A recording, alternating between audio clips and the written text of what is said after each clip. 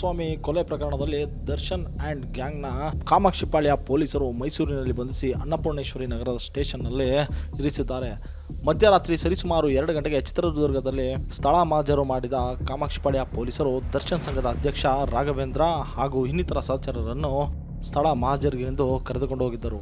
ಮಧ್ಯರಾತ್ರಿ ಸುಮಾರು 2 ಗಂಟೆಗೆ ಚಿತ್ರದುರ್ಗದಲ್ಲಿ ಸ್ಥಳ ಮಹಜರು ಮಾಡಿದ ಕಾಮಾಕ್ಷಿಪಾಳ್ಯ ಪೊಲೀಸರು ಮೊದಲು ರೇಣುಕಾಸ್ವಾಮಿ ಬೈಕ್ ನಿಲ್ಲಿಸಿ ತೆರಳಿದ್ದ ಸ್ಥಳದಲ್ಲಿ ಮಹಜರು ಮಾಡಿ ನಂತರ ಚಳ್ಳಕೆರೆ ಗೇಟ್ ಬಳಿಯ ಸರಸ್ವತಿಪುರ 2ನೇ ಮುಖ್ಯ ರಸ್ತೆಯ ಕುಂಚಿಗಾನಾಳ್ ಬಳಿಯ ಪೆಟ್ರೋಲ್ ಬಂಕ್ ಬಳಿ ಕೂಡ ಸ್ಥಳ ಮಹಜರು ಮಾಡಿದ್ದಾರೆ. ಆಟೋದಲ್ಲಿ ರೇಣುಕಾಸ್ವಾಮಿ ಕರೆತಂದು ಕಾರಿಗೆ ಹತ್ತಿಸಿಕೊಂಡ ಸ್ಥಳ, ನಂತರ ಜೂನ್ 8ರಂದು ರೇಣುಕಾಸ್ವಾಮಿ ಕಿಡ್ನಾಪ್ ಮಾಡಿದ್ದ ಸ್ಥಳ, ಚಿತ್ರದುರ್ಗದಲ್ಲಿ ಸ್ಥಳ ಮಹಜರು ಮಾಡಿದ ಕಾಮಾಕ್ಷಿಪಾಳ್ಯ ಪೊಲೀಸರು ಡಿ ಗ್ಯಾಂಗ್ ಡ್ರಿಲ್ ಎತ್ತುತ್ತಿದ್ದಾರೆ.